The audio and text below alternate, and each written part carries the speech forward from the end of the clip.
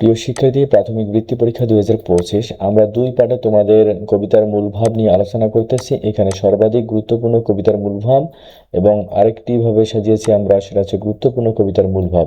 এভাবে আমি তোমাদের গুরুত্বপূর্ণ কবিতার মূল ভাবগুলো সাজিয়েছি।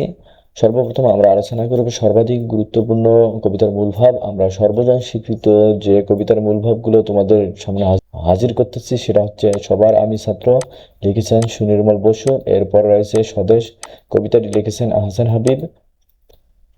গুরুত্বপূর্ণ কবিতার মূল ভাব হিসেবে আমরা রেখেছি এখানে ঘাসফুল, জ্যোতিরিন্দ্র মৈত্র, লিখেছেন দুই তীরে রবীন্দ্রনাথ ঠাকুর। এরপরে নোলক, লিখেছেন আল মাহমুদ। আরও একটি রেখেছি আমরা সংকল্প, কাজী নজরুল ইসলাম। আশা করা যাচ্ছে এগুলো থেকে তোমাদের কবিতার মূলভাব আসার সম্ভাবনা 99%। আর তোমরা পূর্বে যেগুলো দেখে সেগুলো তোমাদের দেখতে হবে। আমরা পরীক্ষার আগের রাত্রে তোমাদের এই গুরুত্বপূর্ণ সাজেশনগুলো কালকে থেকে আরও আগে তোমাদের পাবলিশ করে দেবো। আশা করা যাচ্ছে এই গুরুত্বপূর্ণ সাজেশন পেলে তোমরা পরীক্ষায় একটি উপকৃত ফল পাবা। গুরুত্বপূর্ণ যে সাজেশনগুলো সেগুলো তোমরা সেখান থেকে সংগ্রহ করে নিয়ে পড়তে পারো।